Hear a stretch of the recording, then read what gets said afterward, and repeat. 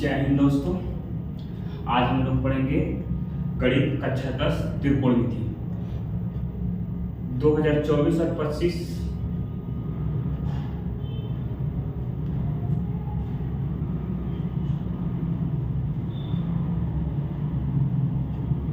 जय हिंद दोस्तों। आज हम लोग पढ़ेंगे कक्षा 10 का गणित का चैप्टर है हमारा त्रिकोणमिति। आज हम लोग देखेंगे त्रिकोणमिति में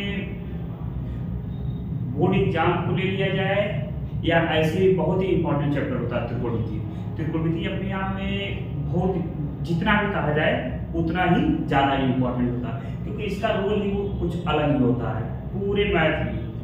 और इसके बारे में हम लोग डिटेल पढ़ेंगे, एक एक शब्द से पढ़ेंगे और देखेंगे त्रिकोणमिति होता क्या है।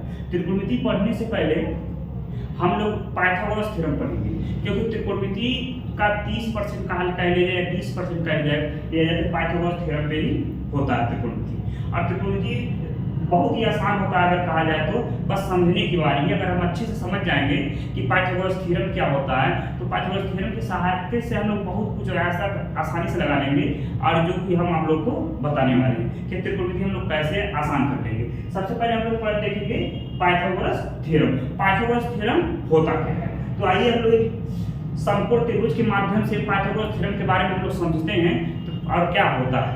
तो यहाँ से देखिएगा, एक यहाँ से अगर हम लोग त्रिभुज ले लें, समकोण त्रिभुज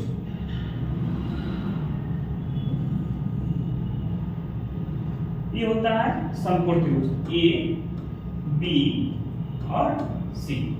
समकोण त्रिभुज जिसकी एक कोण 90 डिग्री का हो, इसका एक कोण क्या हो 90 डिग्री का हो, इसको हम लोग बोलते हैं आधार और इसको हम लोग बोलते हैं लंब।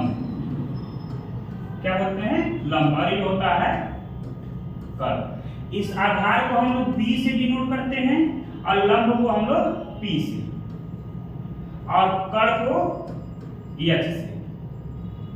यानी आधार, लंब और कर्व।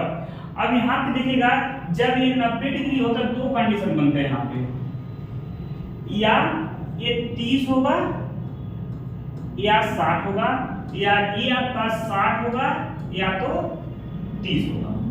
ये कंडीशन तो ये आपके बनते हैं। और दूसरा जब समकोण त्रिभुज होता है, दूसरा कंडीशन आपका ये बनता है, ये दोनों 45 डिग्री का, ये दोनों 45 डिग्री का हो। अब यहां से हम लोग यहाँ कोण के बारे में नहीं हम लोग यहाँ पढ़ रहे हैं, हम यहाँ पढ़ेंगे पाइथागोरस थ्योरम क्या होता है। तो आइए हम लोग यहाँ पर बात करते हैं। सी हो गया, ये हो गया, फाई ये जाएगा आपका थीटा। चलिए यहां से हम लोग देखेंगे सबसे पहले पाइथागोरस थ्योरम। पाइथागोरस थ्योरम होता है AC का स्क्वायर बराबर AB का स्क्वायर प्लस BC का स्क्वायर। यानी कह सकते हैं हम कि कर्ण का स्क्वायर के बराबर होता है आधार का स्क्वायर प्लस लंब का स्क्वायर। अब यहां से देखेंगे AC का मान यहां से कितना है हमारा h, यानी ये हो जाएगा आपका h का square is equal to AB का क्या है b, यानी b का स्क्वायर प्लस p का स्क्वायर। अब यहां से अगर हम कहें h बराबर क्या हो जाएगा, तो देखिए जब स्क्वायर होता है, जब इसको दूसरे तरफ हम ले जाते हैं तो रूट में कन्वर्ट हो जाता है। तो यहां से लिखेंगे h बराबर b स्क्वायर प्लस का p स्क्वायर। ये आपका पहला फार्मूला हो गया।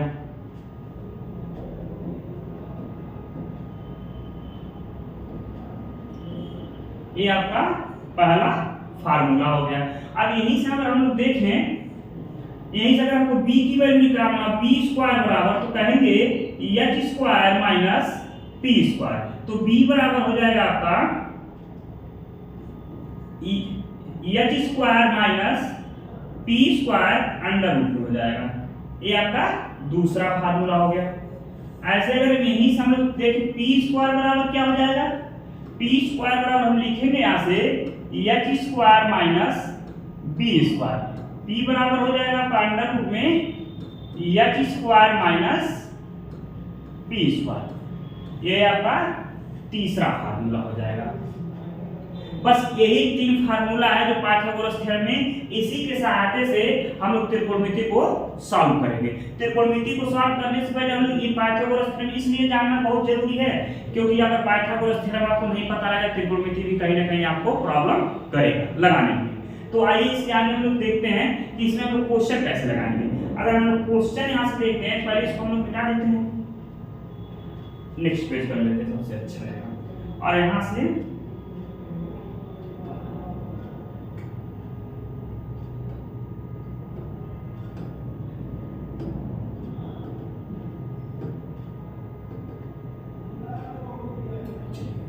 बस एक ही पेज हम लोग को जरूरत पड़ेगा अभी के लिए।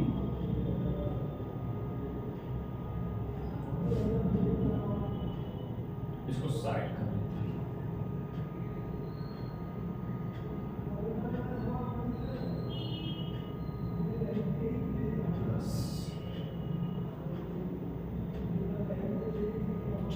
अब यहां से हम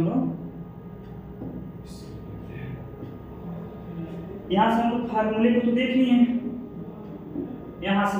अब इसके आगे हम यहां देखेंगे, इसके बारे में समझेंगे। अब यहां से अगर हम कर दें, एक यहां से ट्रायंगल लेते हैं इस तरह से, और ए बी सी। अगर यहां से कह दे ए बी बराबर दे दे 3 से और बी सी बराबर दे दे 4, तो आपको बताना है ए सी का मान क्या होगा।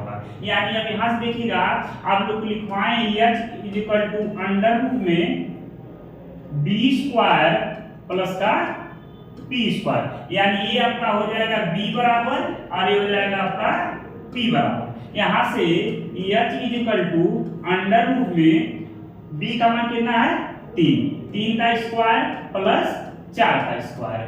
यहां से हो जाएगा आपका 3 का स्क्वायर 9 और 4 का स्क्वायर 16। दोनों को जोड़ देंगे तो हो जाएगा 25।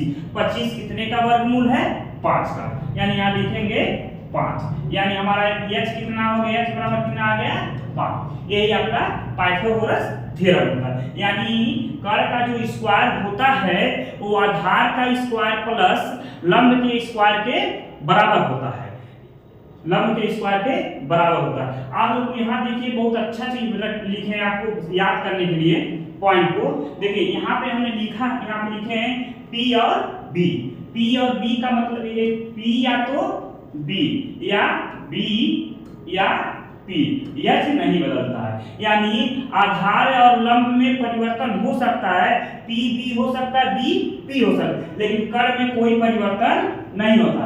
इसीलिए देखिए लिखे हैं 3 4, यानी या तो P होगा या तो B होगा, और 4 3, यानी ये तो या तो B हो जाएगा या P हो जाएगा, और कर्ण में कोई परिवर्तन नहीं होता। यानी कर्ण का जब बात हम लोग यहाँ से करेंगे, यानी h ये 5 हो जाएगा। देखिए यहाँ पर यही क्वेश्चन हमने भी निकाला है, 3 4 5, यानी 3 का स्क्वायर कर दे तो आ जाएगा 9 और 4 का स्क्वायर कर दे तो हो जाएगा 16। दोनों को जोड़ दे तो हो जाएगा 25। 25 का वर्गमूल निकालने में कितना आ जाएगा 5, जैसे ये क्वेश्चन हमने अभी निकाला है। ऐसे दूसरे क्वेश्चन को हम लोग देखते हैं। दूसरा क्वेश्चन है 6 8 और 8 6 10, यानी ये P या तो B होगा और या तो B या तो P और H। यानी देखिए 6 का स्क्वायर करते हैं अगर हम लोग, 6 का स्क्वायर प्लस 8 का स्क्वायर बराबर अगर कहते हैं हम H स्क्वायर, या 10 का स्क्वायर कर लीजिए, सबसे बेहतर होगा। यहाँ भी 10 का स्क्वायर कर लीजिए।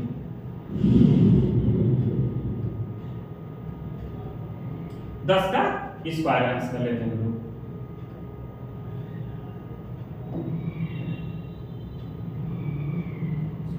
चलिए यहां से देखिए 10 का स्क्वायर में कैसे लगाए, 6 का स्क्वायर हो जाएगा 36 प्लस का 8 का स्क्वायर हो जाएगा 64, यानी h स्क्वायर बराबर। इन दोनों को अगर जोड़ते हैं कितना आ जाएगा 100।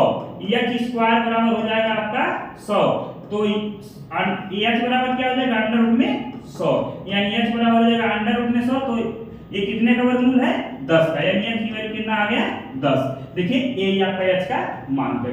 यानी कहने का मतलब ये है आपको अगर या ट्रिपलेट याद करना है तो इसको आपको बहुत ध्यान से देखना पड़ेगा और किस तरह से को हम लोग लगा रहे हैं। अगला क्वेश्चन देखिए कैसे इसको हम लोग लगाएंगे। अगले क्वेश्चन में इसमें हम ध्यान देंगे। देखिए दिया है 5 12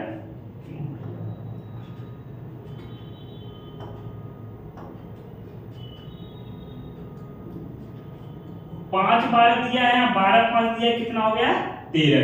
यानी 5 का स्क्वायर प्लस 12 का स्क्वायर दोनों का स्क्वायर करके जोड़कर उसका अगर वर्गमूल निकालेंगे कितना आ जाएगा आपका 13 आ जाएगा।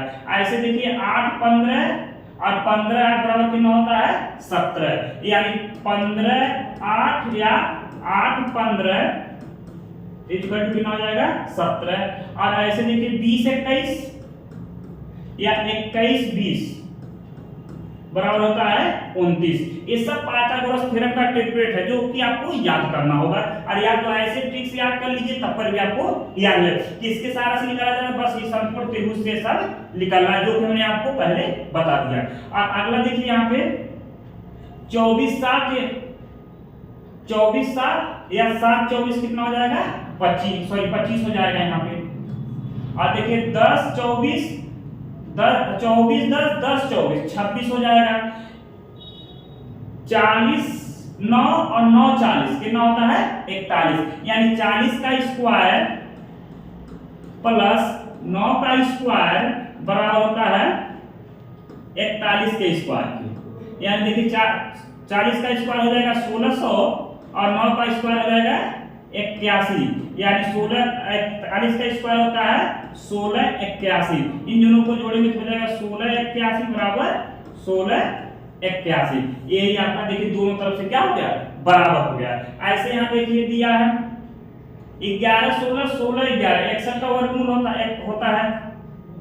और इसका देखिए हम दिया 12 35 35 12 37 का स्क्वायर होता है।